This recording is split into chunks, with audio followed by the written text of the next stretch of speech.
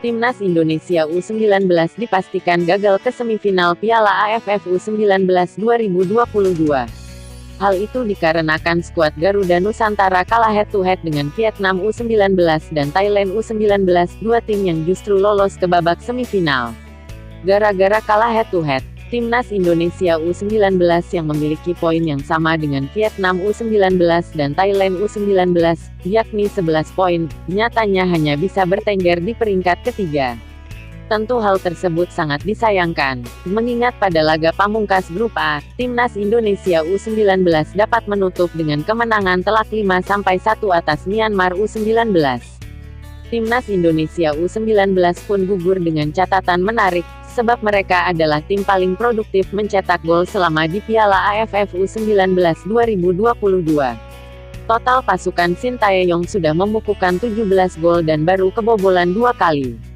Kegagalan Timnas Indonesia U19 ke semifinal benar-benar sangat mengecewakan, apalagi skuad Garuda Nusantara bermain luar biasa dengan tak merasakan kekalahan sama sekali. Lantas apa yang menyebabkan Timnas Indonesia U19 justru bernasib apes? Berikut 5 penyebab Timnas Indonesia U19 gagal lolos ke semifinal Piala AFF U19 2022. 5.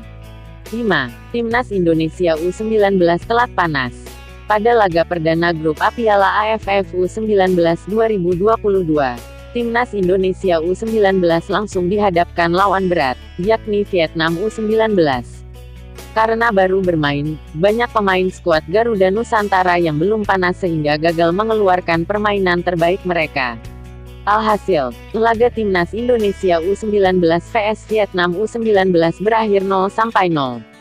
Hasil imbang itu pun pada akhirnya merugikan Timnas Indonesia U19 saat penentuan lolos ke semifinal, sebab pasukan Sintayong jadi kalah head-to-head dengan Vietnam U19. 4. Kembali gagal cetak gol saat hadapi Thailand U19. Setelah imbang 0-0 dengan Vietnam U19, Timnas Indonesia U19 berhasil mengamuk di matchday kedua. Brunei Darussalam U19 dibuat takluk 7-0 oleh Hoki Caraka dan kawan-kawan. Namun, pada matchday ketiga saat melawan Thailand U19, Timnas Indonesia U19 lagi-lagi kesulitan mencetak gol. Laga pun berakhir sama kuat 0-0 dan hasil tersebut juga merugikan Timnas Indonesia U19 saat penentuan lolos ke semifinal. Andai saja Timnas Indonesia U19 bisa menang atas Thailand, mungkin skuad Garuda Nusantara yang akan menemani Vietnam U19 ke semifinal. 3. Regulasi AFF yang berpatokan terhadap head-to-head. Timnas Indonesia U19 Aldi Chandra, MPI. AFF masih menggunakan aturan head-to-head untuk menentukan posisi klasemen ketika ada tim yang memiliki jumlah poin yang sama. Timnas Indonesia U19 gagal ke semifinal karena aturan head-to-head tersebut. Andai saja AFF memakai selisih gol, maka Timnas Indonesia U19 justru bisa lolos dengan status sebagai juara grup A. Sebab selisih gol Timnas Indonesia U19 adalah +15, dari 17 gol dan 2 kebobolan. Memang head-to-head seperti situasi sekarang ini memang sudah hilang kalau regulasi FIFA atau AFC. Tetapi sedikit aneh memang masih ada di AFF regulasi ini, kata pelatih Timnas Indonesia U19, Sintayong usai laga di Stadion Patriot Candrabaga. 2. Kurang tajamnya lini depan Timnas Indonesia U19 saat lawan tim kuat. Timnas Indonesia U19 memang saat ini berstatus sebagai tim paling produktif mencetak gol di Piala AFF U19 2022 dengan 17 gol yang sudah diciptakan.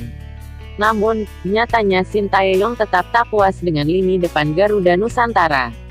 Pasalnya Timnas Indonesia U19 hanya mampu mencetak gol ketika melawan tim-tim yang tak terlalu kuat.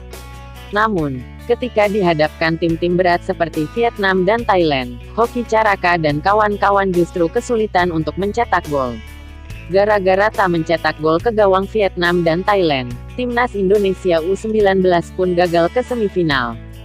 Sintayong pun menyadari masih kurang tajamnya lini depan Timnas Indonesia U19. Shin Tae-yong merasa hal itu perlu menjadi perhatian lebih mengingat pada ajang selanjutnya, yakni di kualifikasi Piala Asia U20 2023. Lawan-lawan yang dihadapi timnas Indonesia U23 mungkin lebih kuat dari Vietnam dan Thailand. Memang performa kita bagus di ajang ini, kecuali lawan Vietnam dan Thailand. Tetapi lawan kita, di kualifikasi Piala Asia U20 2023, bukan tim-tim seperti ini, lebih kuat dan keras, dan perlu usaha lebih dari tim kita sendiri, jelas Shin Tae-yong. 1. Hasil imbang 1-1 di laga Vietnam U19 vs Thailand U19. Timnas Indonesia U19 bisa dikatakan sudah menaruh satu kaki di semifinal Piala AFF U19 2022 usai unggul 4-1 di babak pertama kontra Myanmar U19.